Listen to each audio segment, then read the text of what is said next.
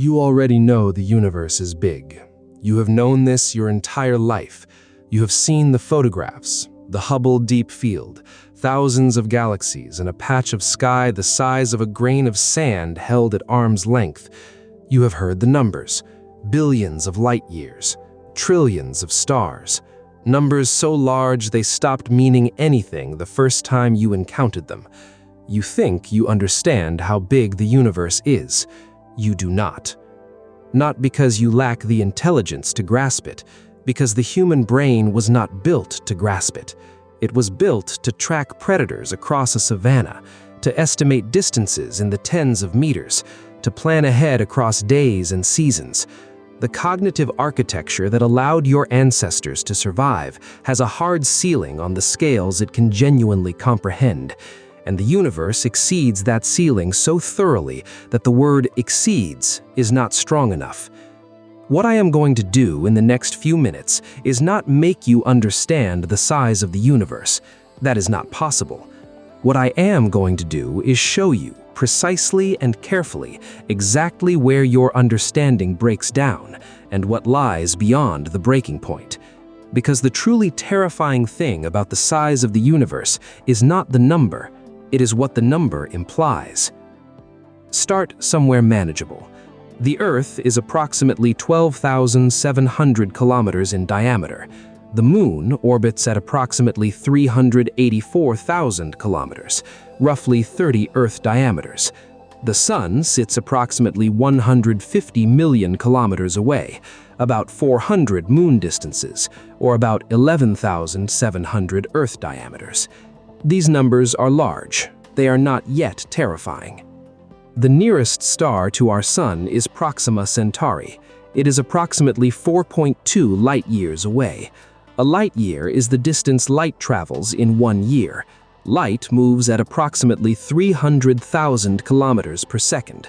In 1 year, it covers approximately 9.5 trillion kilometers. 4.2 light-years is approximately 40 trillion kilometers. The distance from Earth to the Sun is 150 million kilometers. Proxima Centauri is approximately 270,000 times farther than that.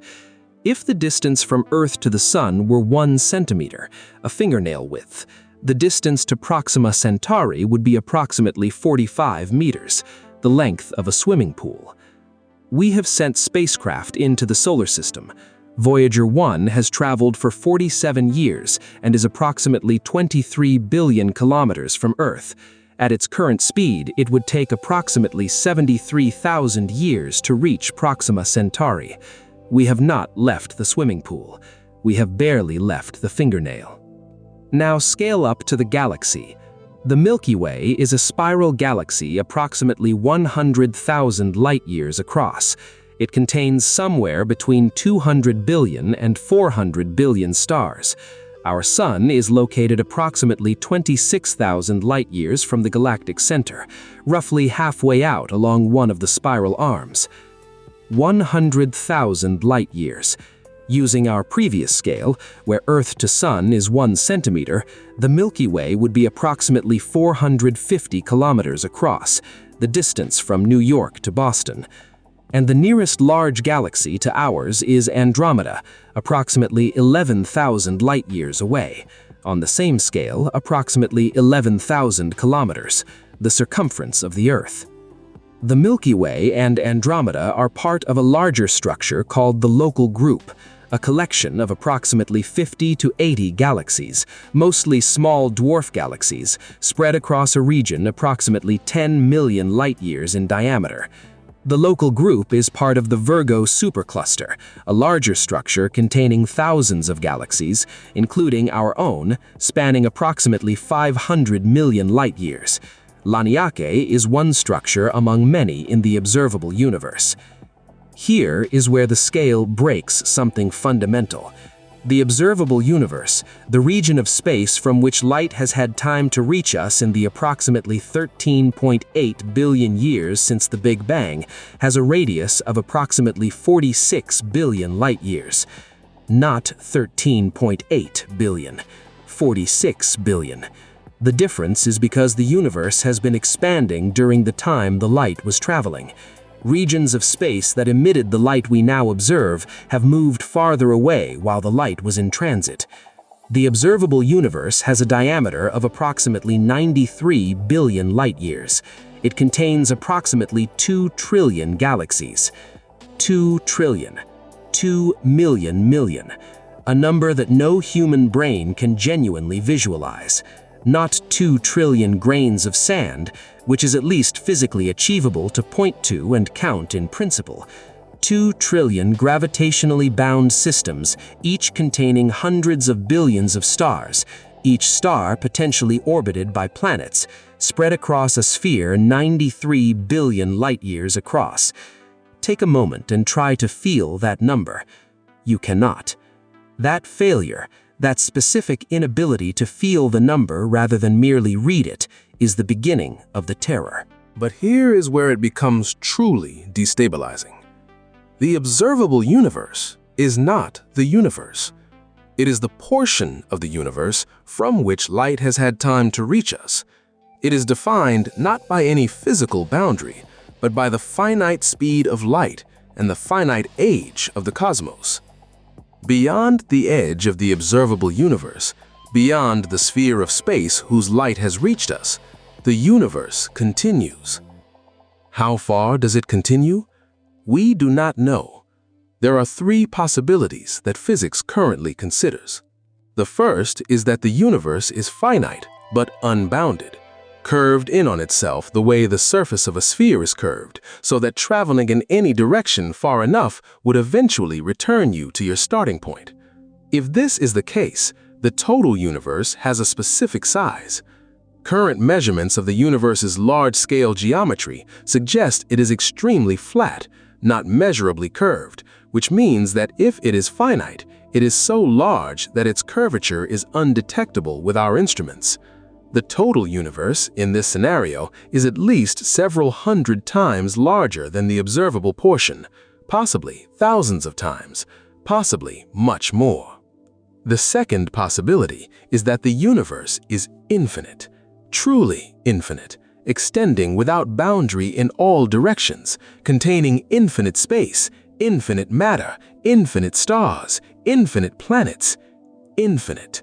Not very large, not large beyond current measurement, infinite, without end, forever.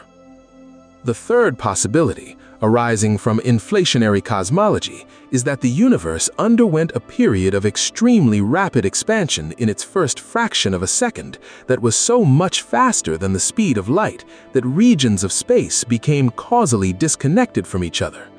Different regions may have settled into different physical states, different values of physical constants, different numbers of dimensions, different fundamental laws.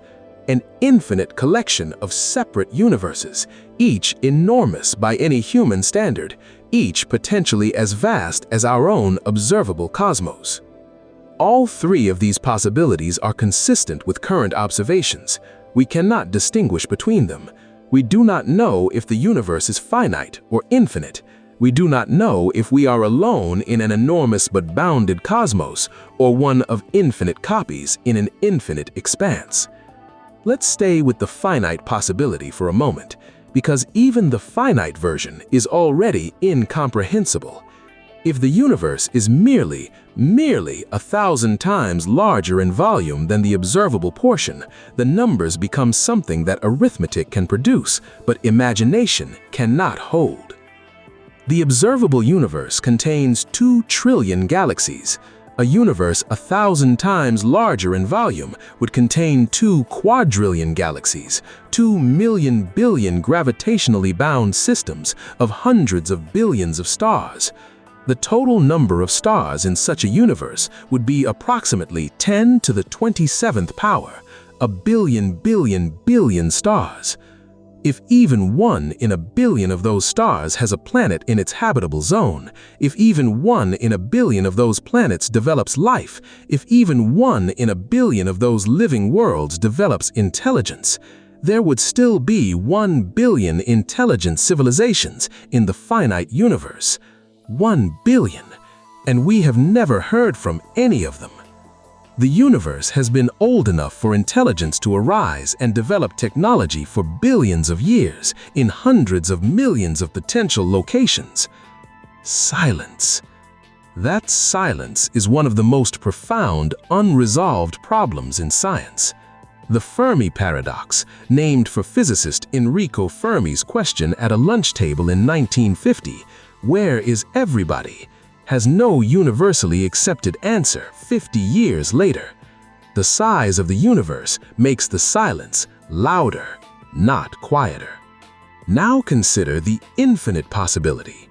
If the universe is infinite, if space extends without end in all directions, then certain mathematical consequences follow that are not comfortable.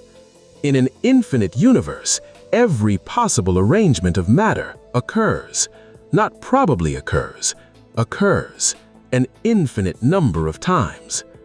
The number of ways to arrange the particles in a region of space the size of our observable universe is enormous, but finite. Call it n. In an infinite universe, there are infinite regions of space. By the mathematics of infinity, every possible arrangement of particles, every configuration of n particles, occurs infinite times. This means there is, somewhere in the infinite universe, a region of space identical to our observable universe in every detail.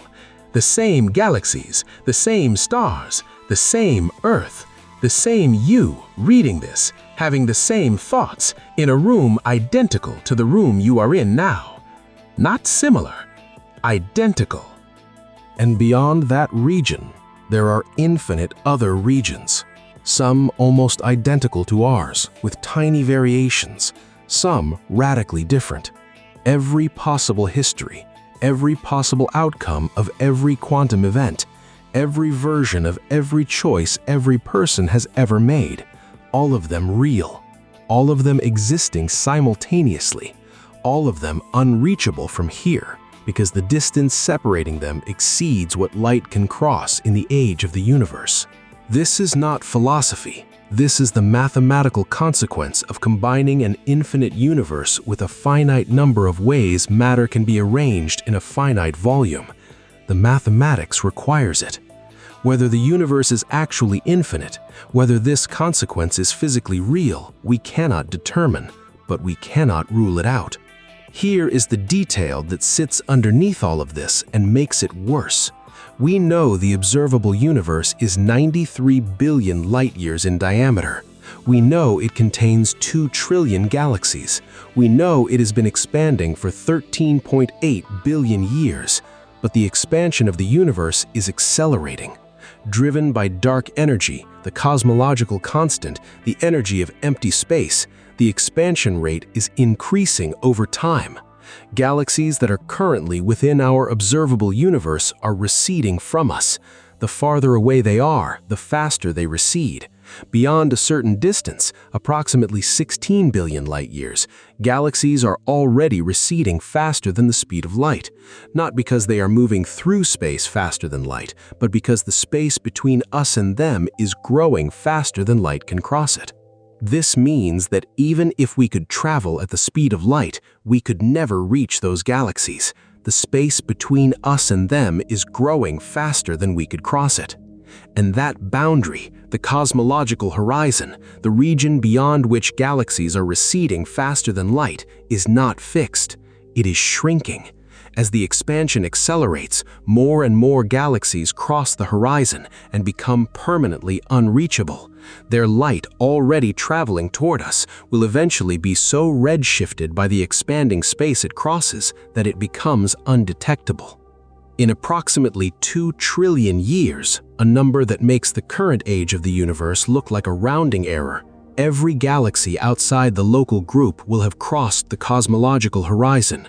The universe will appear empty from the perspective of any observer in the local group. The 2 trillion galaxies we can currently observe will have vanished from the observable sky.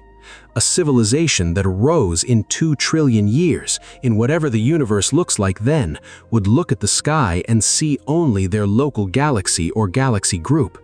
They would have no observational evidence that the universe contained anything else.